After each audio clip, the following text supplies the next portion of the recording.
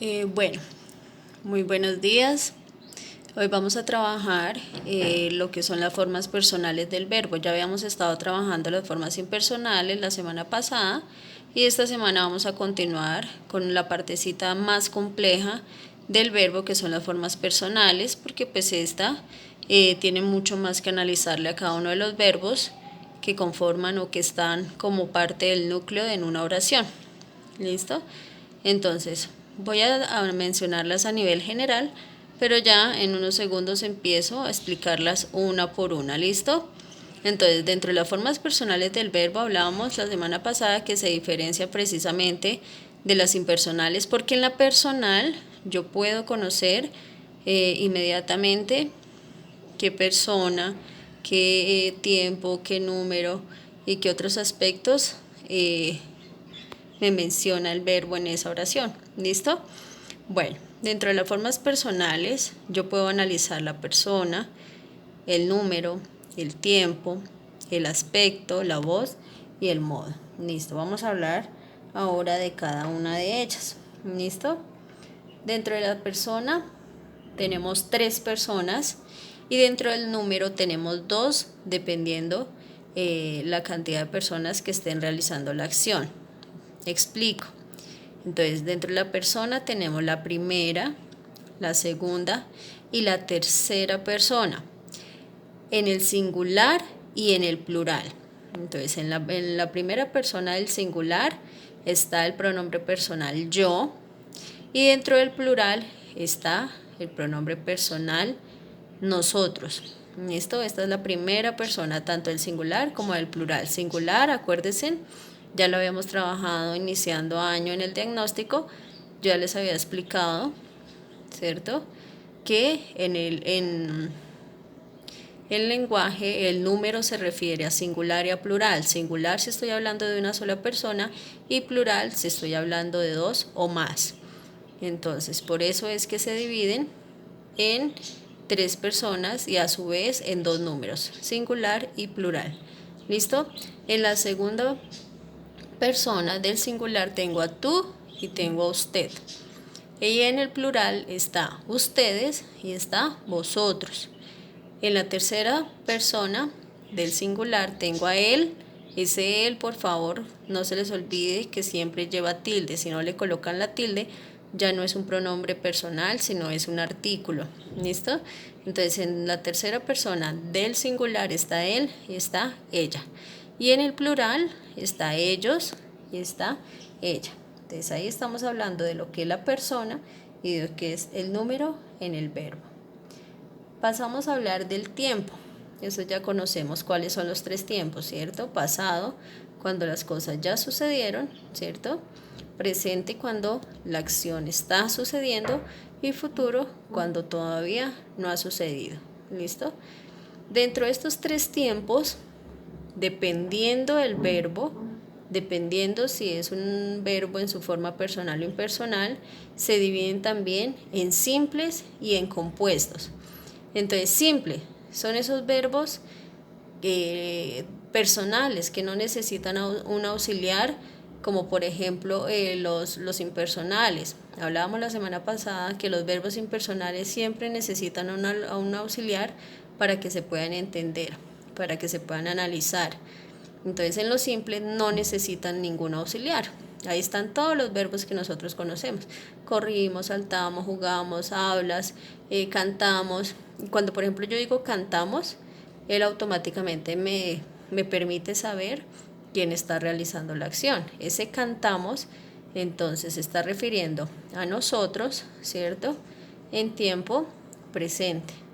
Y no necesito un auxiliar para yo saber quién estaba realizando la acción y en qué tiempo. Mientras que en los compuestos sí necesitan los auxiliares, porque dentro de esos compuestos están las formas impersonales del verbo. Entonces, si yo digo simplemente cantado, no voy a saber quién realiza la acción y en qué tiempo. Pero si yo ya le agrego el verbo haber, en este caso he cantado, entonces con ese yo ya puedo analizar de quién se está hablando. ¿Listo? En una oración siempre se debe analizar el auxiliar del verbo cuando me encuentro con este tipo de verbos en tiempos compuestos. ¿Listo? No puedo analizar las formas impersonales, sino debo analizar el auxiliar. Entonces, por ejemplo, han llorado. Yo no analizo el llorado, sino analizo el han, porque ese han ya me permite saber que puede estar hablando de la segunda persona del plural, ustedes, o de la tercera persona del plural, ellos y ellas. ¿Listo? Bueno. Aspecto.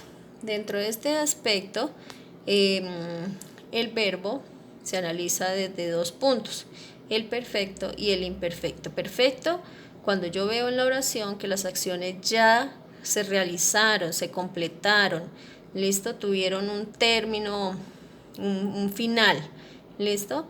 Mientras que en el imperfecto es cuando no se llegaron a realizar, cuando quedaron inconclusas, cuando no llegaron a su fin. Entonces ahí, por ejemplo, en el perfecto ellos terminaron la tarea, ¿cierto?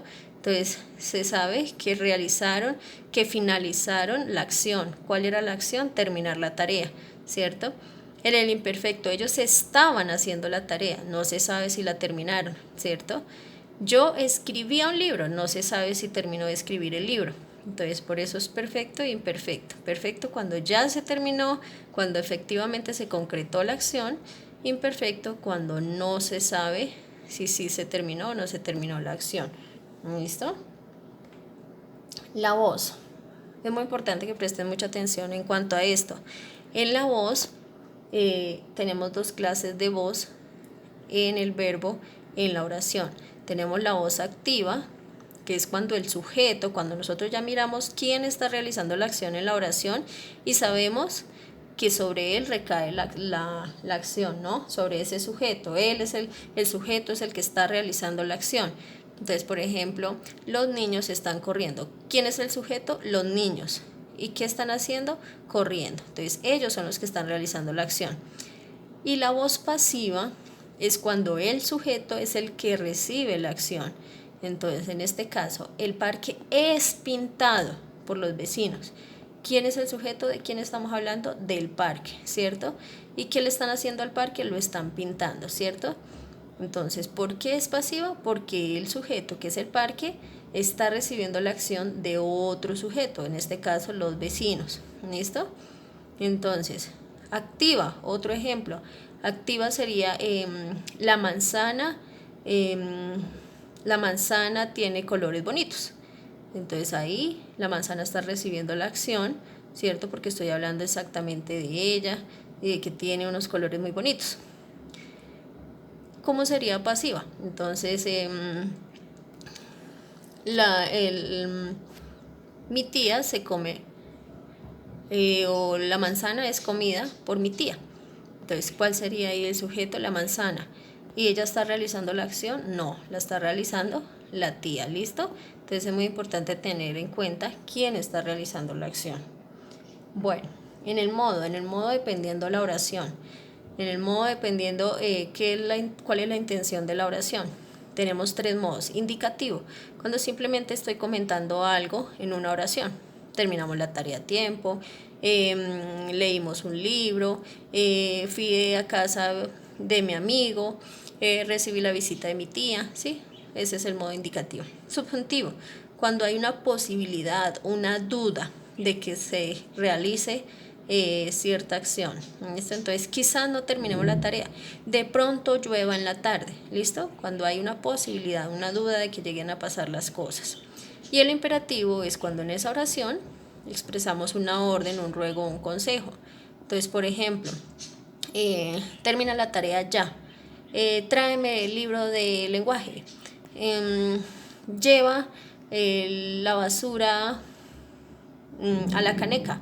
¿Listo? Entonces es dependiendo la clase de oración.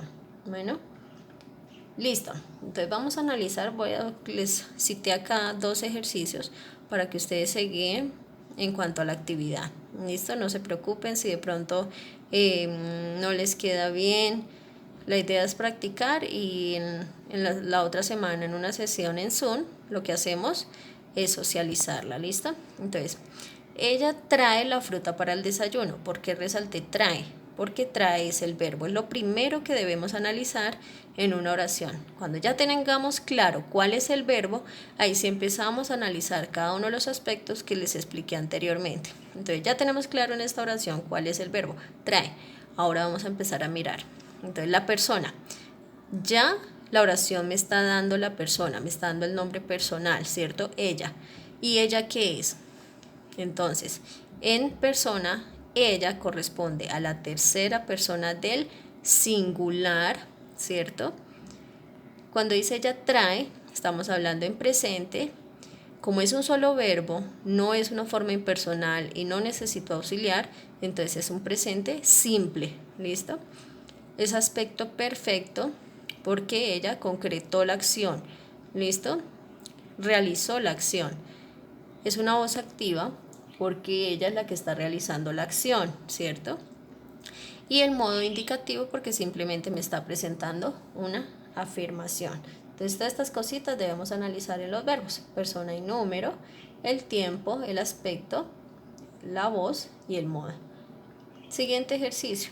En este otro ejercicio ya les coloqué un ejemplo de cuando es un modo o cuando es un verbo compuesto. Entonces, podemos ver que hay dos verbos. Querían correr hacia el parque. ¿Por qué coloqué los dos en rojo?